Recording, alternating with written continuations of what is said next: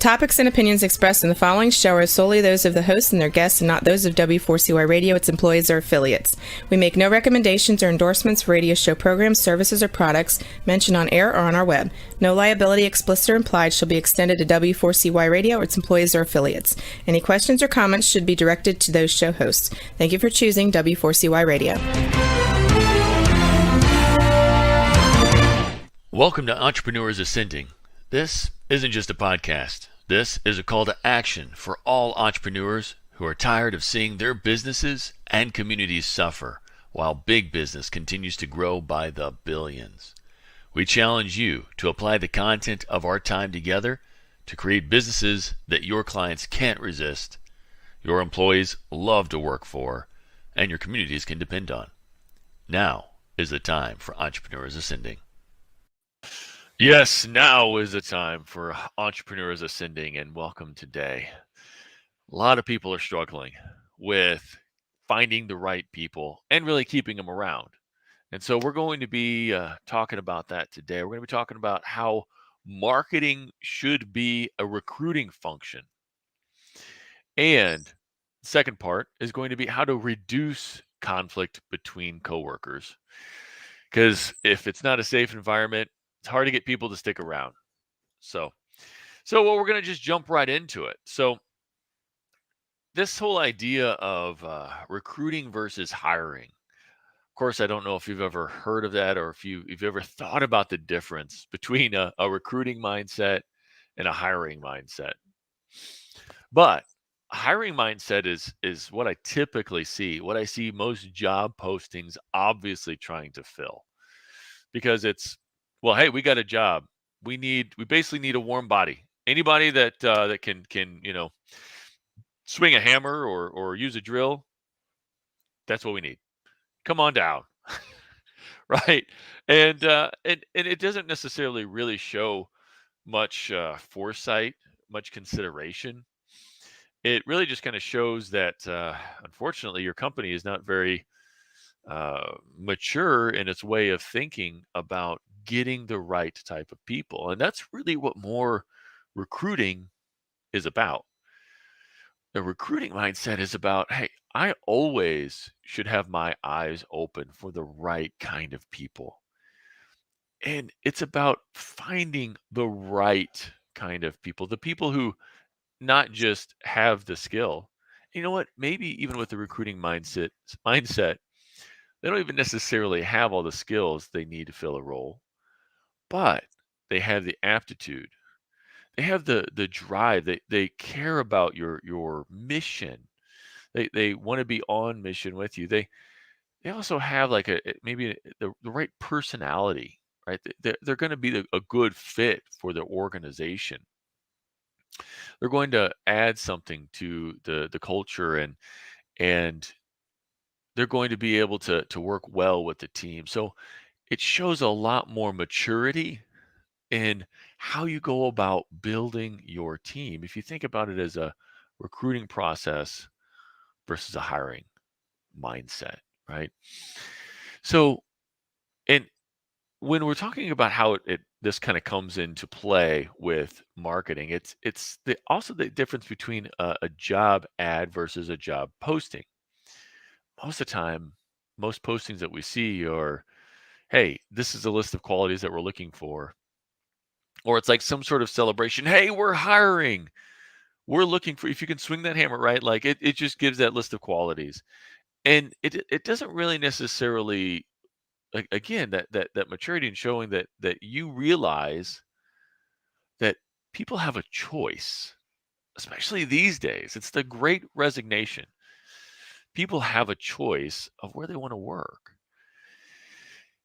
And just like people have a choice of who to choose to get whatever product or service you have to offer, people have a choice of where to work.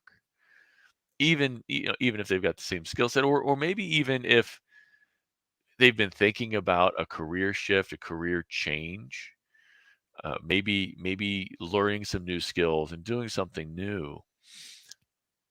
But there's so many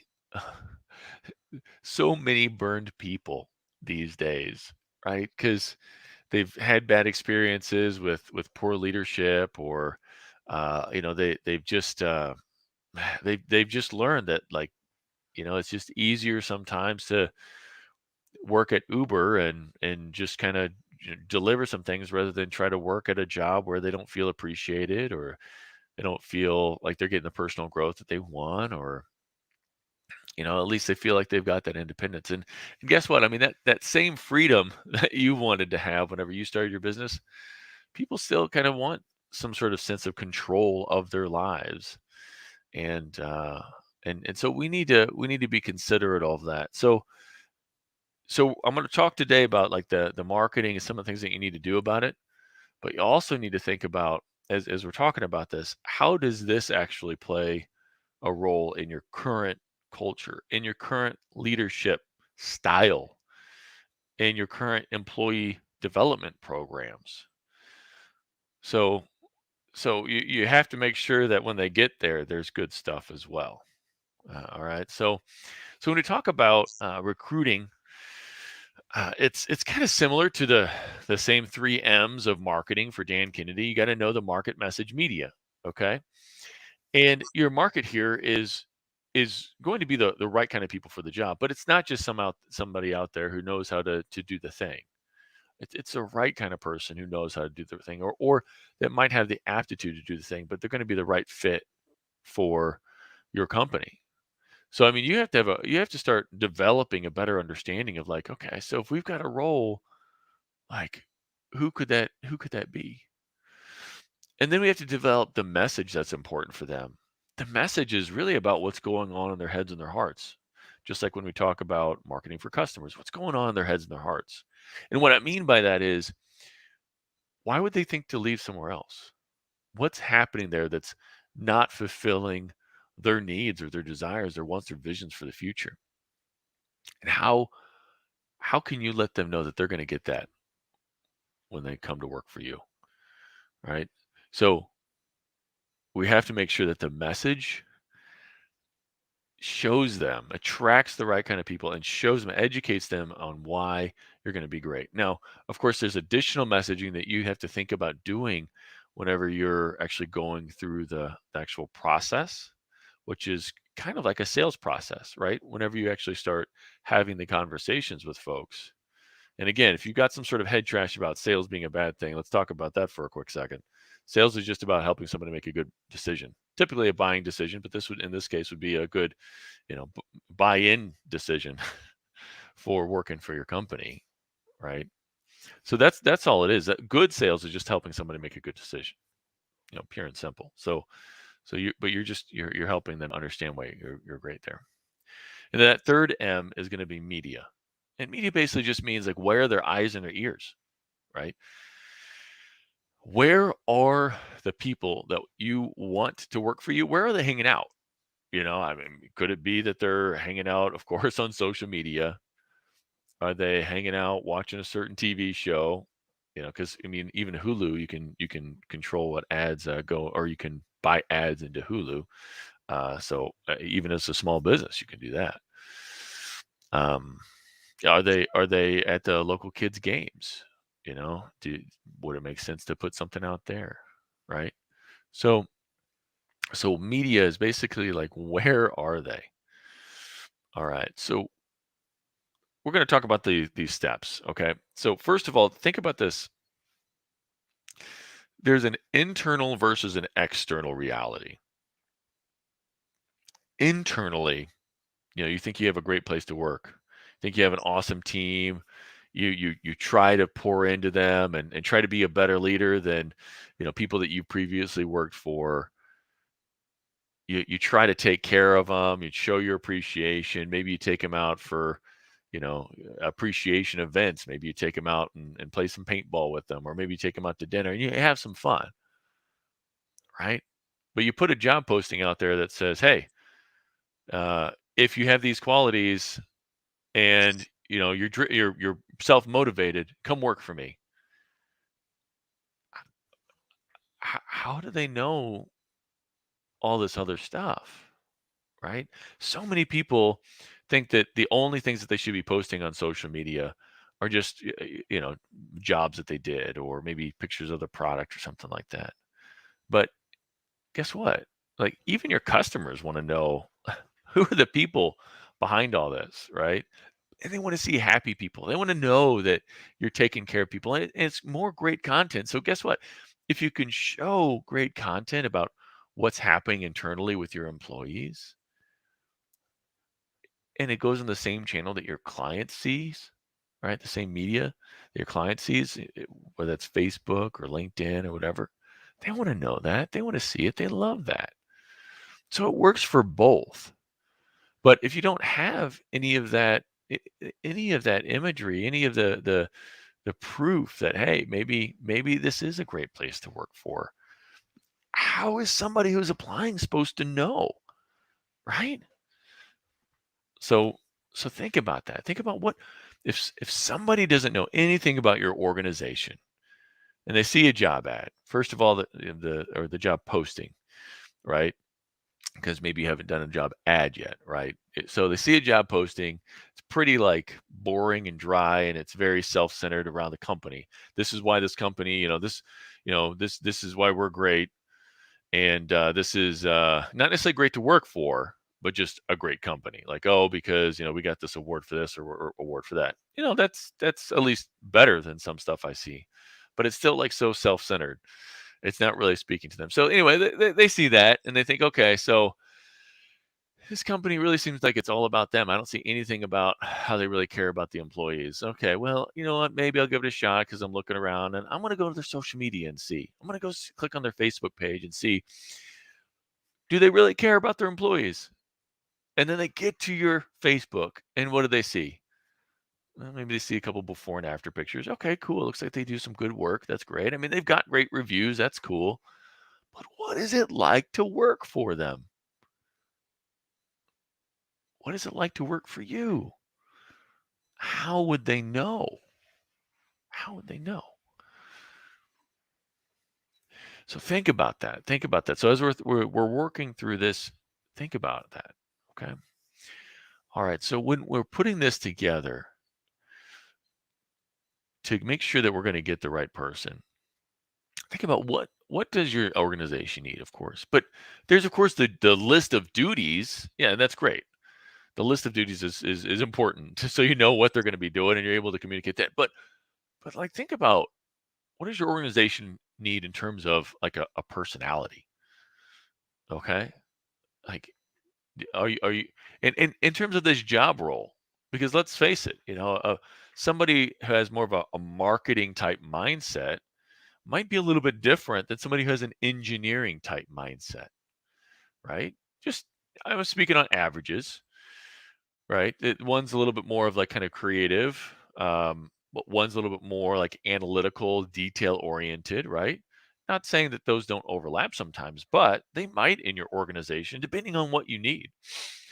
Maybe you already have a great quality control program. Maybe you have people who have some great attention to detail, but you're looking for somebody who's like just crazy out there with the ideas, right? Like they're just gonna they're gonna come and throw in some creative ideas, and you know that maybe that kind of person typically isn't as detail oriented, but they've got great ideas. So maybe they can be part of a certain role in kind of the think tank, the strategies, strategy sessions, right? So think about the type of position and honestly what skills they need. Now in small business, I know that we're always looking for that that unicorn, like, well, I need somebody who can do everything. Okay, okay. Well, I'll challenge you with this kind of first is depending on how big your organization is. Think about what complements you. So what are your weaknesses? You got to be honest with yourself. What are your weaknesses? And start hiring to fill those weaknesses. Start hiring the people who, like, maybe if customer service, maybe if you're not quite as strong in customer service, maybe you need to hire somebody who's great on the phones, who can be kind of that first line. Okay. Maybe, I know, uh, I do have kind of a caveat on that. I know that sometimes people want to hire a salesperson, like right off the bat. And, and that's not necessarily always a bad thing. But if you can't If you don't know how to sell your stuff as a business owner, you're going to really struggle. So my little caveat is here is like, if you're a business owner, learn to sell decently first, and then make sure that you're in a position that you're going to be able to pay somebody, or make sure that you're in a position where you're going to be able to pay somebody really, really well, like a really good salesperson, some sort of good base plus commission. Because to find a really, really good salesperson, like, and be able to just pay them and say, hey, I need you to develop our sales process. I need you to develop.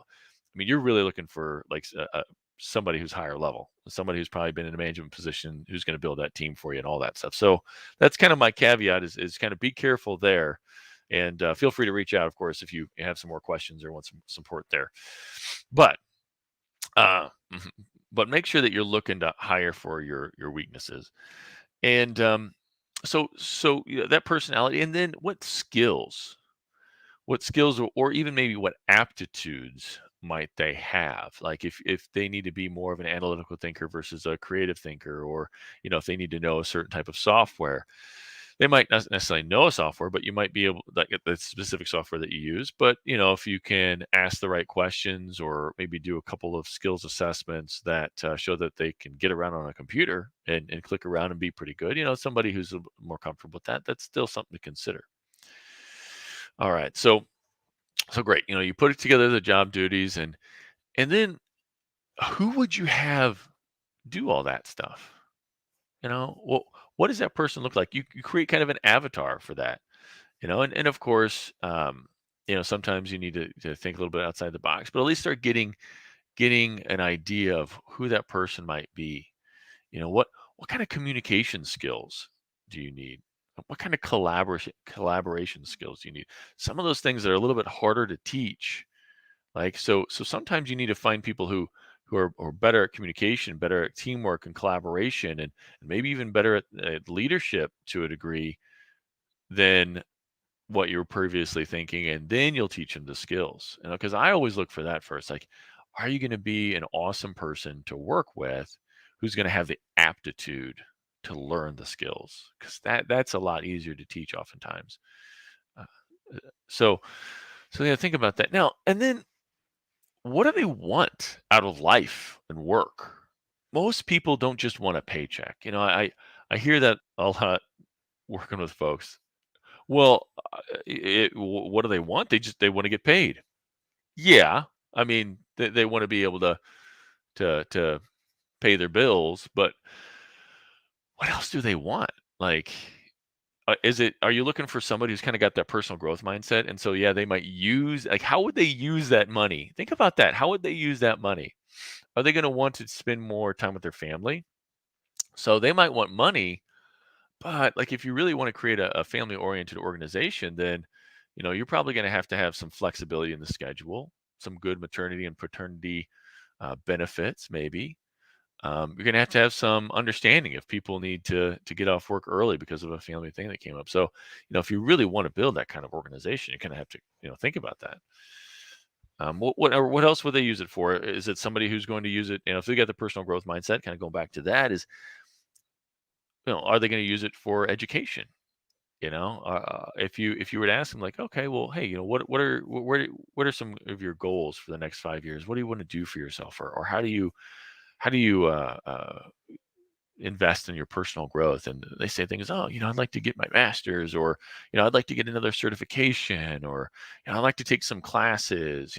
Those are some good indicators, right? So they might want, in this job description, they might want to know that they get either some compensation for additional classes or certification, or maybe some support and some education. Maybe even they get a certain amount of time, right? Like, you could put in there, like, that each week, it can be a certain amount of time each week can be used for advanced learning and that sort of thing. So think about that, right? So who are they? What do they want? But then also, like, if you want somebody who's great at communication, collaboration, and teamwork, then you need to write a description, a job ad that says those things. It talks about how those are values in your organization. And even if it's something that you're working towards, you can say that you're building that. We are an organization who is continuously developing our collaboration and our teamwork and our employees, right? So even if that's like a goal that you're working towards, at least you can say it in there that that's something that we're trying to do. That's something that we're trying to work towards. Okay, and you're making efforts into it. But most people they don't just want a paycheck. They want, appreciation. They want personal growth. They want a sense of team, a sense of purpose. They they want whenever I'm helping my clients with interviews, it's really important to set the vision. Where's the company going? And then let the interviewee know, like, hey, we want to know what your vision is because we want to see if first of all we can accommodate that. We can make that happen for you. See if it fits in with our overall vision, right? So I'll set the vision and sometimes whenever it comes down to the job offer, because again, I'm getting a little bit more into the salesy stuff part of it, but when it comes to the job offer, you want to try to cater that offer to that person because you know what? I've seen a lot of people hiring for a lot of positions and they find great people and they think they send them a great offer that's not accepted. But when that person knows that you listened and then you reflected that, maybe there's something that they want to learn. So you specifically said, hey, we're going to support you in that. Or hey, you've got this particular set of skills and interests. Like let's say they're interested in technology and developing technology in your space, or the technical skills, maybe some additional things in there that that might be to have them kind of also in terms of their job duties be in charge of helping to put a technological system in, or a new tool or something like that. I mean, that can be very, very powerful for them, right? So you gotta reflect these things. It's got to be a marketing piece. Okay, so you know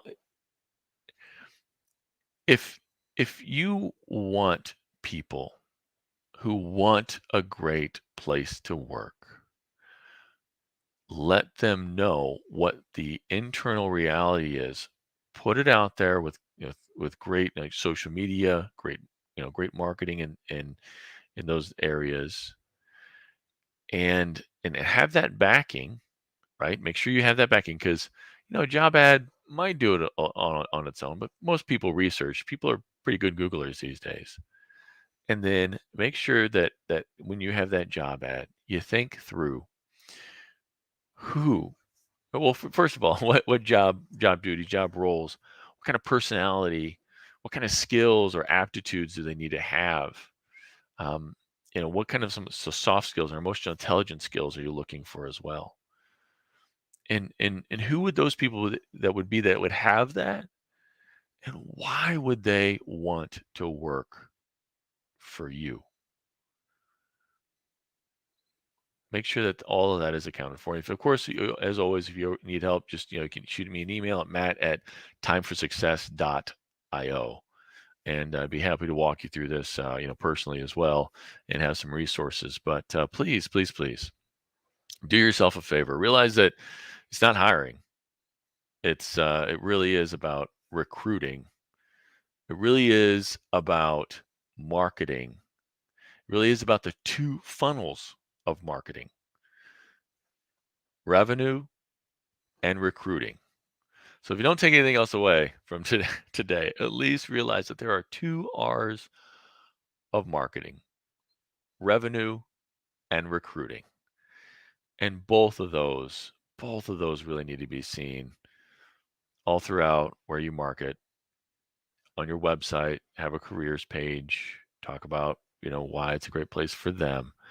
And just like you would with a potential client, a potential customer, let them know what the benefits are and educate them on why you would be the best decision.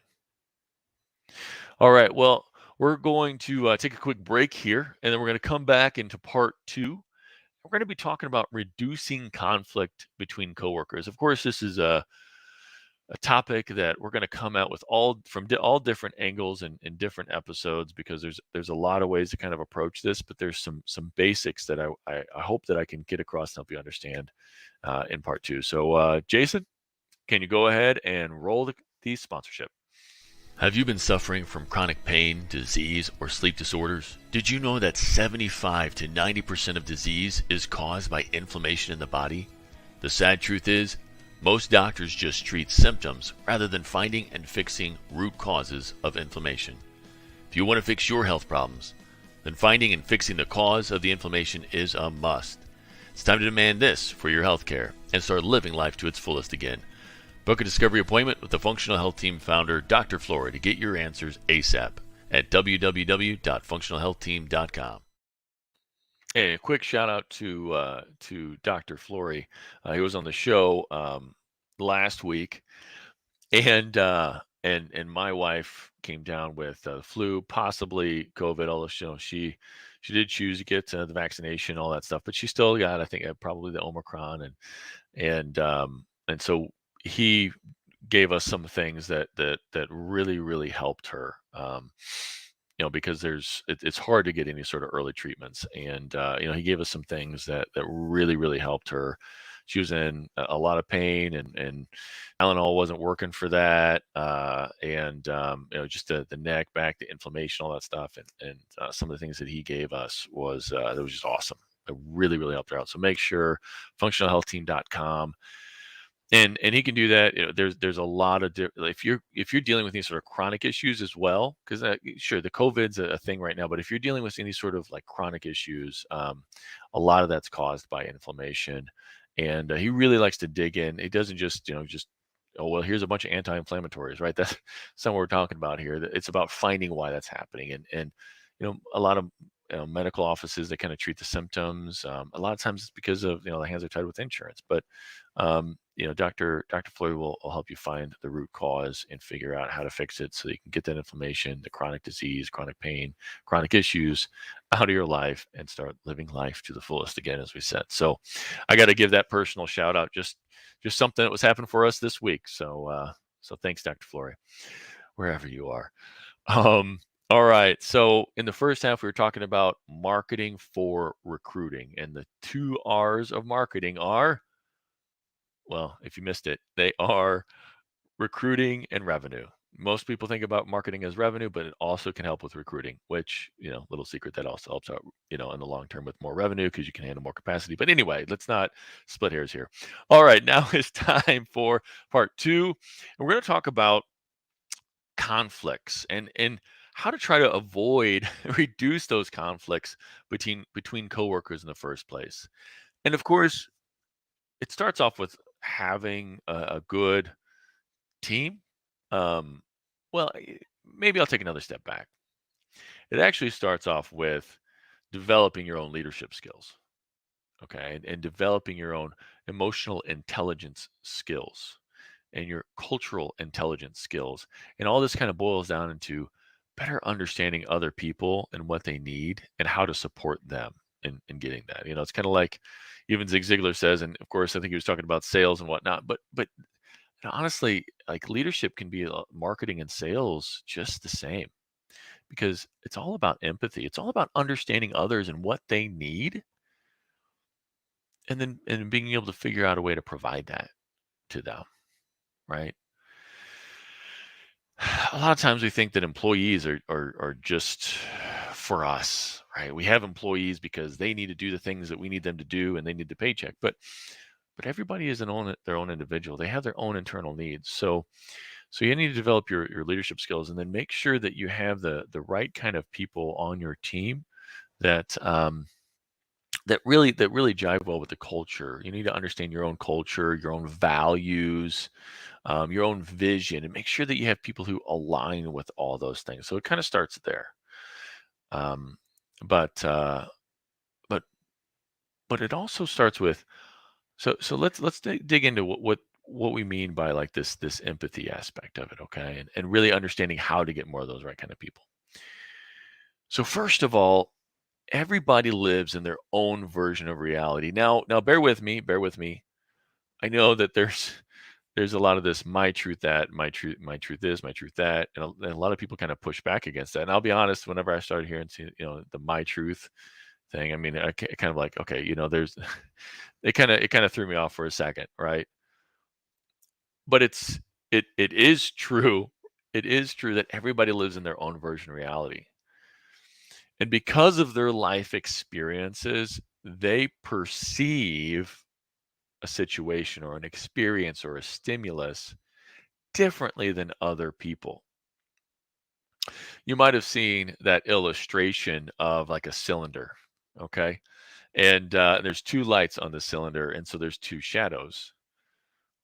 Okay, so one shadow is a square if it's coming at from the side, and the other shadow is a circle because it's coming from, well, the side with the circle, right? So people are very, very similar because they're looking at it from different perspectives, even, where they are in life or where they are in space, in time, and what they've learned to perceive. Because, if you never really even experienced a cylinder, uh, you might not necessarily know, like you see that circle, you might not necessarily know that there might be something else there. You might be seeing just a shadow of things, right?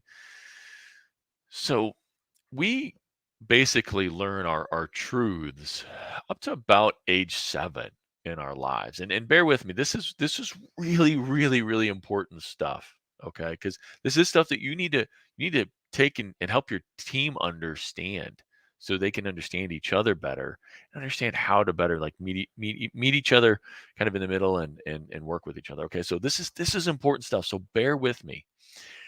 We basically learn our quote unquote truths. We learn how to interpret the world up to about age 7. And basically kind of from there, everything else is really kind of confirmation bias. Like we've actually got a system called the reticular activation system that looks to confirm the things that we look, that we believe. If you've ever bought a white car, right? Or you buy a car, okay? And then for some reason it seems like everybody else is driving the same car all of a sudden. That's kind of a part of that.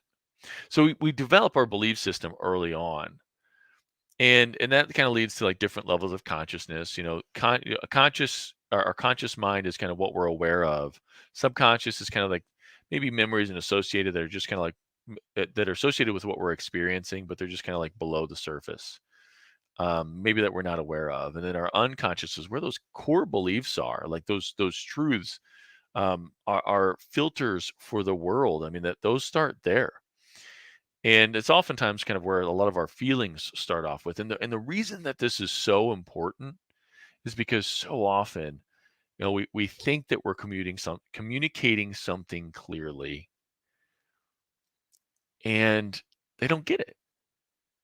Or maybe we say that we think that we're pretty laid back and we're pretty calm when we say something, and we think that we say it in a constructive manner, but then boom, they get upset. It triggers something, and all of a sudden they go from like 0 to 100 in 0.0001 seconds.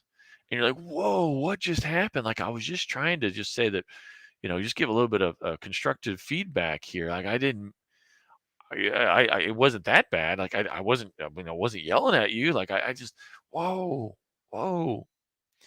So much conflict between your coworkers and your spouse, your kids, your friends, your family, anybody really comes because like it, you guys might even actually be having some similar thoughts about something, but unfortunately, because everybody looks at things a little bit differently, and different words might have like just different nuances of meaning, and then how they're put together might then radically change them, or because maybe they experienced something and because they were already kind of like dealing with something else, and then you said a certain word that was associated in their mind that triggered something else and just sent it all off.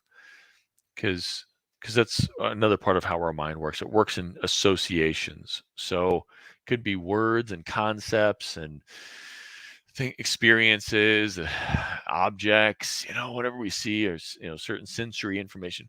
Those things are tied to certain meaning, and they're connected by associations. It's like basically kind of like superhighways. So that's why, like, if you experience something and it causes your heart to race, you're like, man, well, why is that? Well, maybe it's because you experience something negative or something that's causing anxiety, and I always say, like a dark parking lot.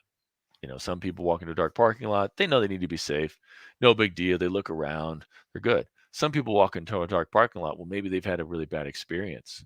Maybe they were attacked, maybe their car hijacked, maybe whatever, maybe they're assaulted, and so their heart races, they freak out, and I don't mean that in a demeaning way, of course, but they just can't handle it. So they have to have somebody who walks with them, or maybe they have somebody come pick them up. So that's kind of an example. So if we really want to better reduce conflict at work, we have to make sure that people have some sort of like mutual understanding. And if we're dealing with people who have like completely different, worldviews about situations, that can be really, really challenging. Um, Not saying that different people from different backgrounds is bad, but if you develop your cultural intelligence, it actually can be a really great strength, because then it can really some great diversity and some different perspectives. So the stronger that you get at this, and the stronger you build an organization that's really, really good at this, the healthier, excuse me, the healthier you'll be, in a lot of ways. So so if we can get really good at understanding what other people need, then we can build an organization that isn't just trying to manage things, isn't just trying to control things. Because we're most models right now are about control. It's about like that extrinsic motivation that we talked about with Judy Ryan from LifeWork Systems when she was on with us recently. So a lot of systems are based on control, and they're just trying to kind of force people into compliance, and just need to do this because you get a paycheck. But the power of communication and empathy is that when you understand what really motivates people, and you understand how to find that common ground, and how to basically get, understand like their vision for what they want, and you can align that with your vision, it helps everybody to feel like they're going someplace together. It helps people feel like they have some purpose. And purpose is key to happiness, to really true deep happiness. People who struggle with some sort of purpose, they're far more likely to deal with some sort of depression, because they oftentimes feel like, what's the meaning, and well, why am I here? Or they might deal with a lot more of anxiety, because um, you know there's all these other things. There's a whole bunch of stimulation going on in the world, and it's hard to figure out what to focus on. So if they don't really have purpose, so helping your team to understand like their purpose just for themselves is a huge skill set, and as a leader, and then how that all aligns is key.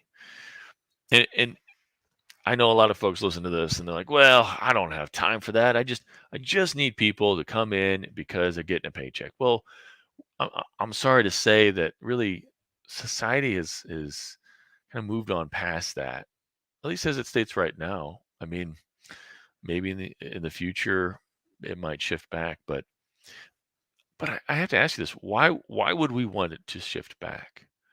As an entrepreneur, you have some purpose, right? You built a company, and that has purpose for you. You might be clearer on what that purpose is than an average employee, but it helps you to have the late nights. It helps you to have the ability to push through when times are tough. And so much of your frustration with some of your team comes from, well, they're just not as motivated as me. Well, yeah, they might not be, because do they know their purpose? Right? And is your business part of their purpose? Maybe they are just there for a paycheck. I'll tell you what, though, people who are just there for a paycheck, they're just going to do enough to not get fired if they're just there for a paycheck. So you're already starting off with a disengaged employee. They are slightly disengaged because they're just going to do enough to not get fired so you get that paycheck. But if you have somebody who is on mission with you, first of all, I mean, they're going to have a lot more of that trust with you, and that trust aspect is key. They're gonna have a lot more trust because they feel like, you know what, I know that we're going to the same place. And yeah, he said something the wrong way, but I know, I know that it wasn't meant that way, because I know that we've got this common vision.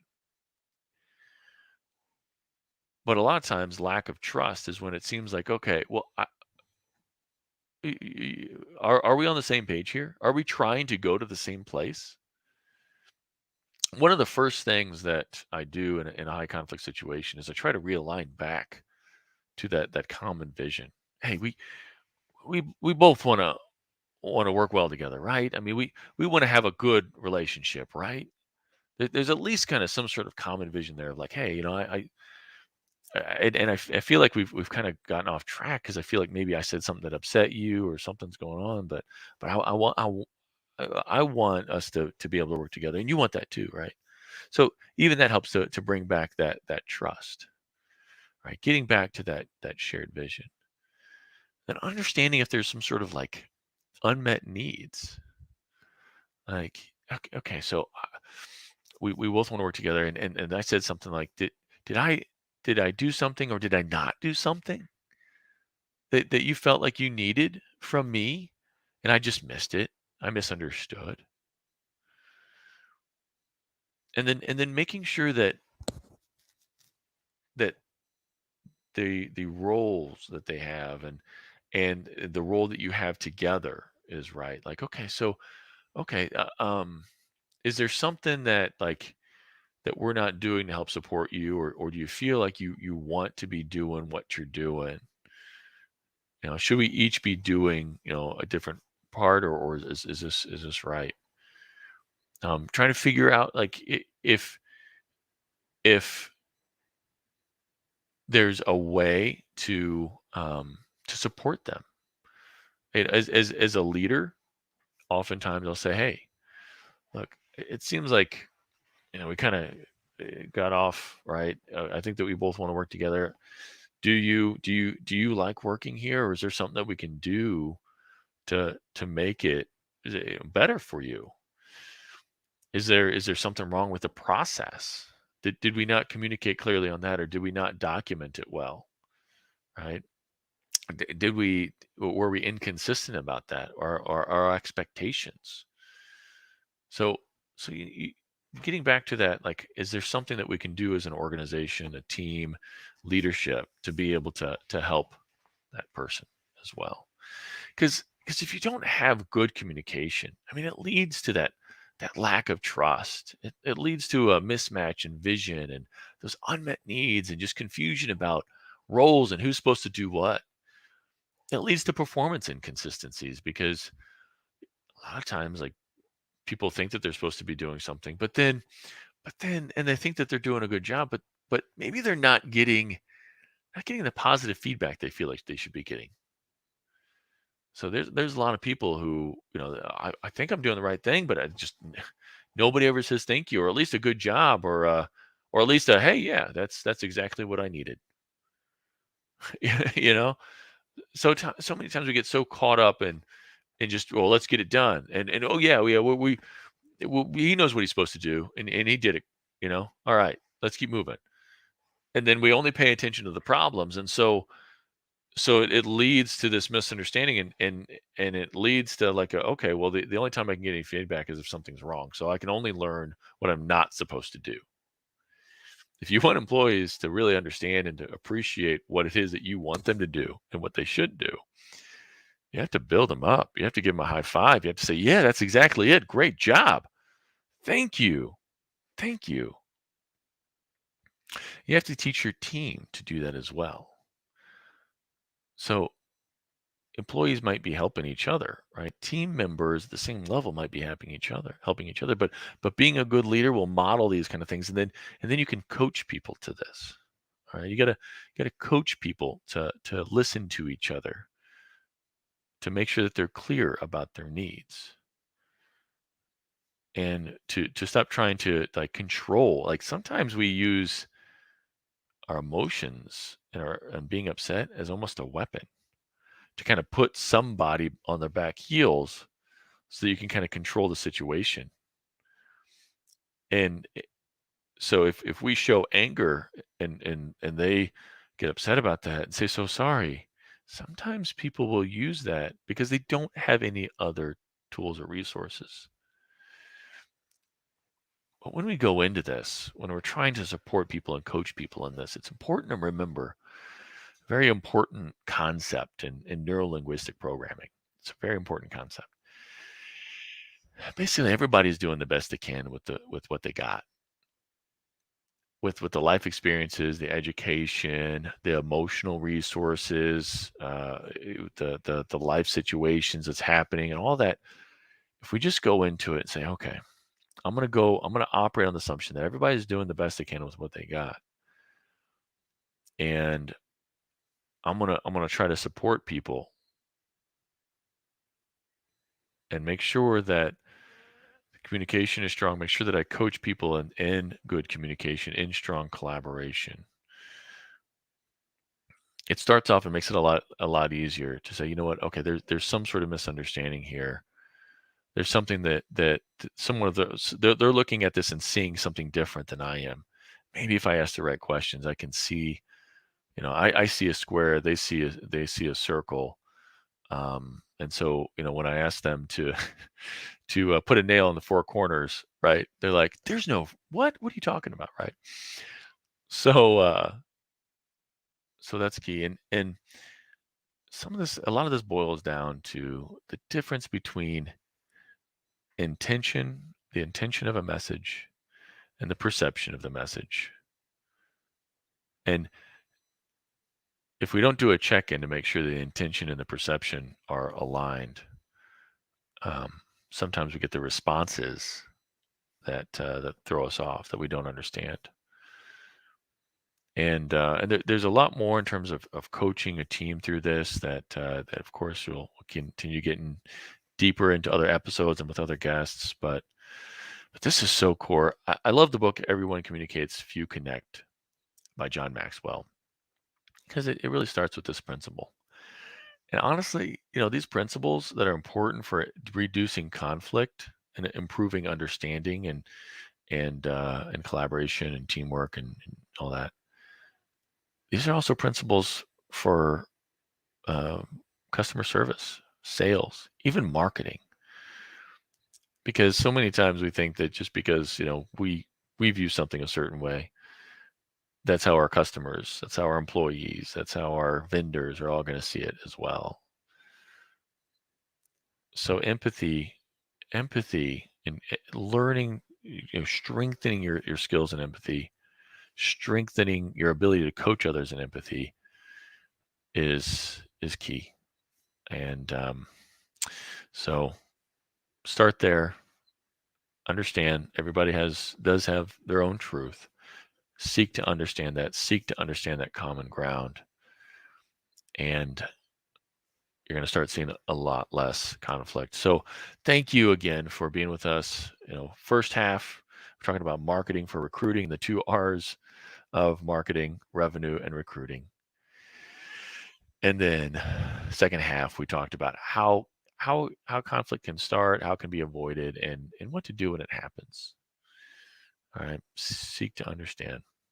So thanks again. We appreciate you having on here. Of course, if you have any questions, you need us, you can go to timeforsuccess.io, which is our website.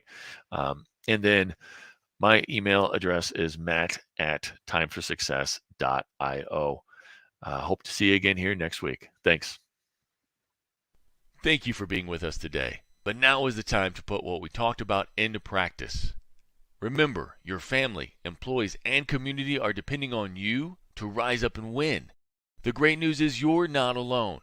You're part of a resurgence of entrepreneurs who are ready to take their business, life, and impact to the next level, and we're going to do it together. This show is powered by Time for Success, where we help business owners every day who want more freedom and wealth while building a legacy of positive impact. Please follow Time for Success on LinkedIn, Facebook, and YouTube for more helpful strategies and tools for creating the business and life of your dreams.